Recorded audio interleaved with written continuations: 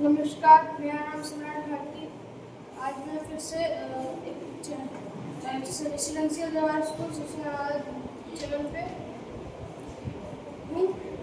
तो बिना समय गवाए शुरू करते हैं आज का पहला सवाल। हमारा आज का पहला सवाल है 30 नंबर 30। एक निश्चित यात्रा का 1/3 भाग 25 किमी प्रति घंटा की गति से 1/4 भाग 30 किमी प्रति घंटा की गति से और शेष 50 किमी प्रति घंटा की गति से तय किया जाता है। पूरी यात्रा में औसत गति क्या होगा? चलिए इसे सब करते हैं।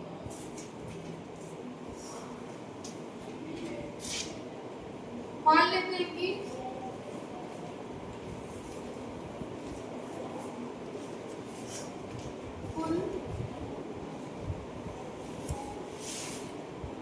कुल दूरी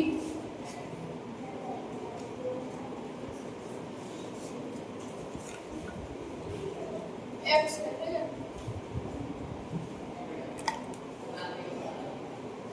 मान लेते हैं कि कुल दूरी x है।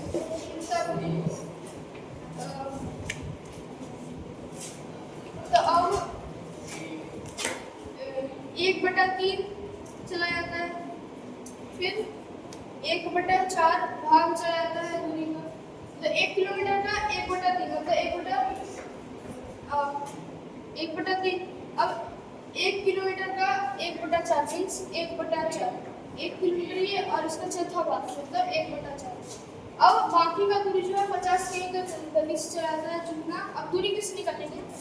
कह रहे हैं 1 किलोमीटर में अगर हम इन दोनों को जोड़ देंगे, यहाँ पे बोल रहा है इसको तय किया था 25 किमी की दूरी तय प्रति घंटा चाल से, इसको तय किया था 30 किमी प्रति घंटा की चाल से, इसको तय किया जाएगा।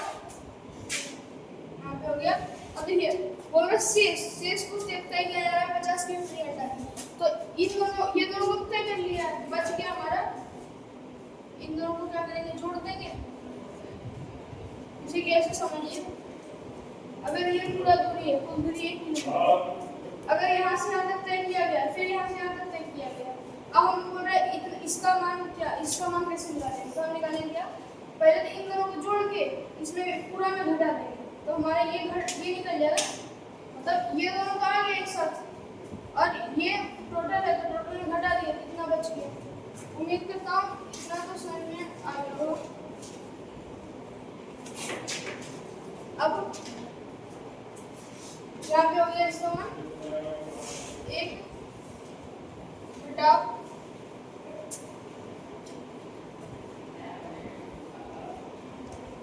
कितना हो जाएगा? 1 माइनस 7/12 5 होता है।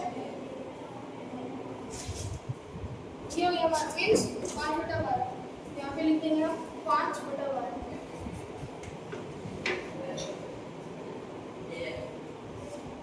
इतना दूरी टोटल है, ठीक है। इन सबको जोड़ के एक अब हम क्या करेंगे कि कुल दूरी हमारा कुल दूरी 1 मान लेंगे, 1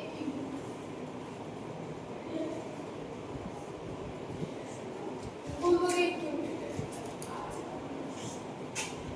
अब हो जाएगा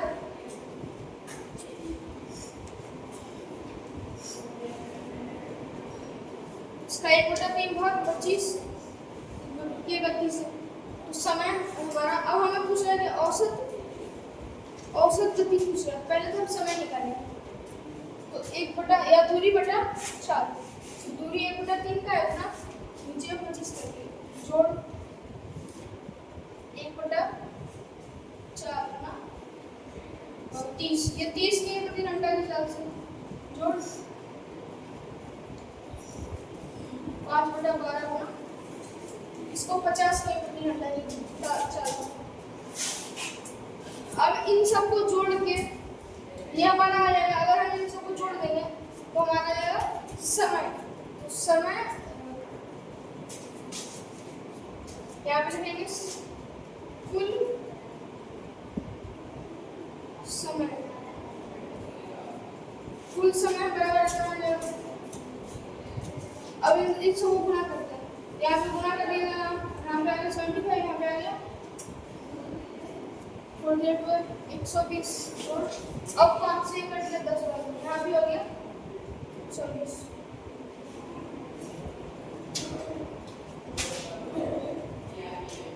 अब इन तीनों को हम एलसीएम निकालेंगे,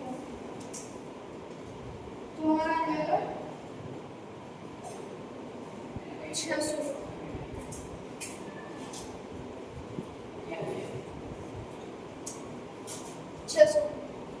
अब इसको हम गुना कर देंगे। अब 75 भागा 600 किए तो हो गया हमारा 75 भागा 600 किए तो आ गया हमारा 8 गुना 1 8 ही हो गया जोड़।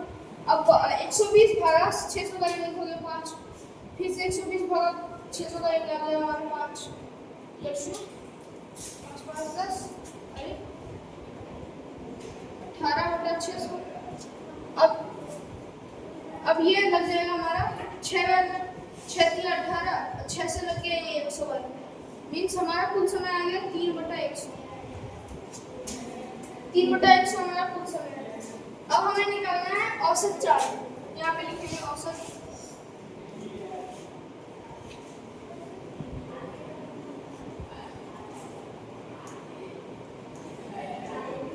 चाल बराबर दूरी बटा समय होता है।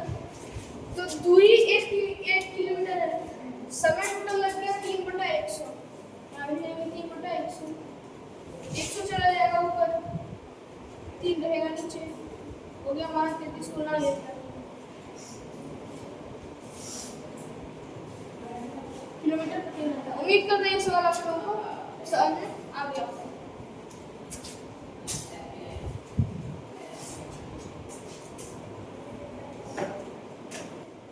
हमारा अगला सवाल है 33 नंबर। 33 नंबर कह रहा है कि दो घड़ियों 720 रुपये प्रत्येक की दर से बेची गई। दो घड़ियां उसको 720 रुपये में बेचा गया दोनों को। इनमें से एक घड़ी पे 25% लाभ हुआ, दूसरा घड़ी पे 25% घाटा हो गया।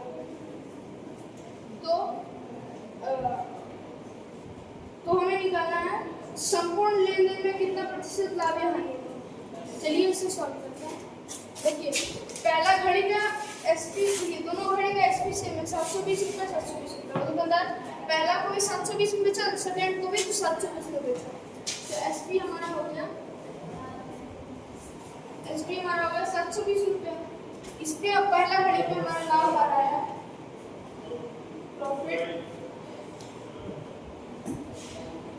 प्रॉफिट आ रहा है 25%। 720 एसपी में प्रॉफिट आ रहा है 25%। तो हमारा सीपी मतलब जितना हमने खरीदा सीपी आ जाएगा हमारा। सीपी होता है सीपी आ जाता है हमारा सीपी का फॉर्मूला 100/100 जोड़ लाभ प्रतिशत गुना एसपी।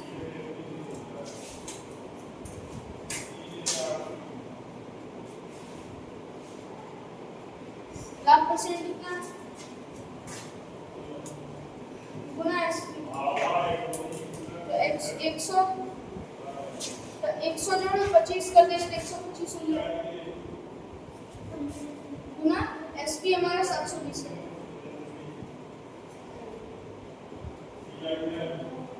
5 से कट गया 4 बार है, 5 से कट गया 5 बार, 5 से अब ये कट जाएगा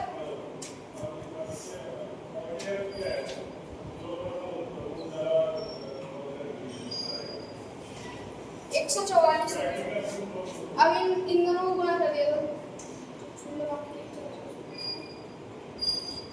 इतना रुपया आ गया हमारा सीपी, मतलब इतना में खरीदा और इतना में बेच दिया। अब सेकंड घड़ी है फर्स्ट फर्स्ट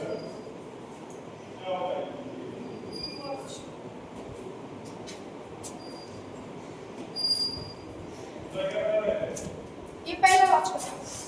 अब सेकंड वॉच हमारा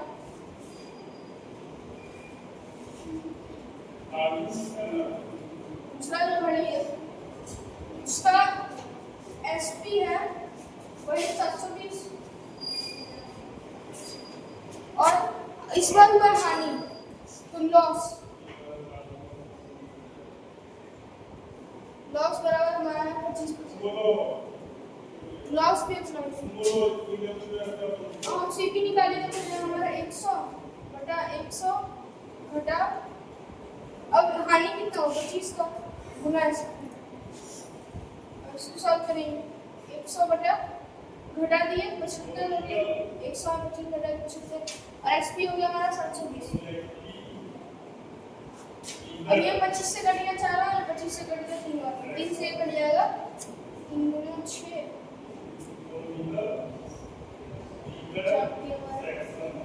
220 हो गया। अब 220 गुना 4 कर दिए हो गया यहाँ 0 4 16 बाकी ये 4 960 मीन्स वो 960 रुपए में खरीदा और 720 रुपए में बेच दिया उसको 25% हानि। अब उसका टोटल एसपी कितना आ जाएगा और टोटल सीपी कितना आ जाएगा और टोटल एसपी और टोटल सीपी तो हमारा टोटल एसपी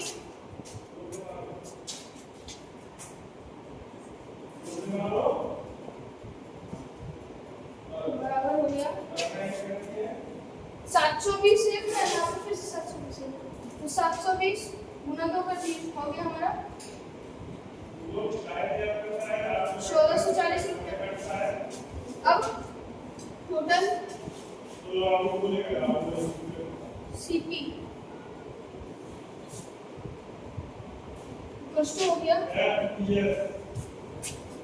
टोटल सीपी हमारा हो गया एक है 576 एक है 960 तो 576 प्लस 960 हो गया हमारा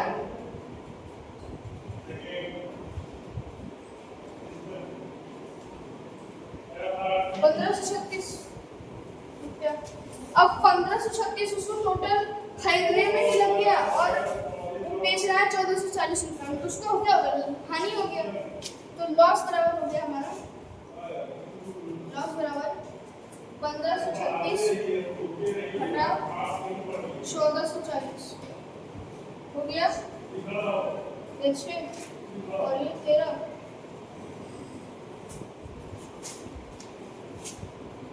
9 96 रुपये का उसको लॉस हो गया। अब लॉस परसेंट निकालेंगे 96 बार अब टोटल उसको आ गया टोटल इसका सीपी है 1536 into 100 तो 0 से 1 0 कट गया। अब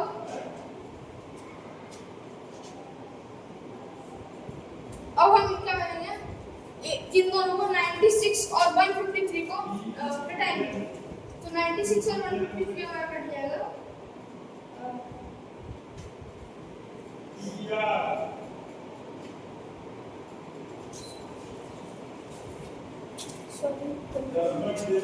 एक मिस्टेक है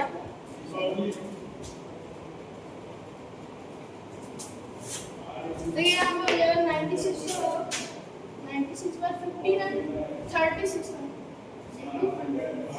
sorry for mistake। अब इन सबको काटेंगे कट जाएगा ये 4 से कट जाएगा तो ये 4 से कट गया हमारा 4 3 से 12 बाकी हो गया हमारा 3 33 अब यहाँ पे 7 4 28 28 और नहीं 8 से लग जाएगा 32 16 यहाँ पे हो गया हमारा 384 ये कट जाएगा 4 से 25 बार अब ये 96 4 से 384 होता है, तो हमारा हो गया टोटल यहाँ पे 25/4% का लॉस हो गया। अब इसको हम पूर्णांक में बदल सकते हैं, हो गया हमारा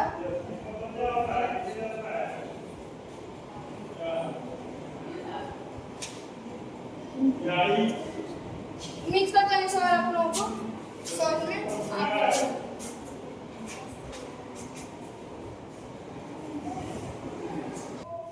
इस सेशन में यहीं तक। उम्मीद करता हूँ ये वीडियो पसंद आया होगा। थोड़ा लंबा हो गया पर 2 ही सवाल है, पर समझा के बनाया मैंने, तो आप लोगों को उम्मीद करता हूँ अच्छा से समझ में आया होगा सवाल। और कहीं पे डाउट रहा है तो आप कमेंट करिएगा और लाइक सब्सक्राइब करना नहीं भूलिएगा। Thanks for watching.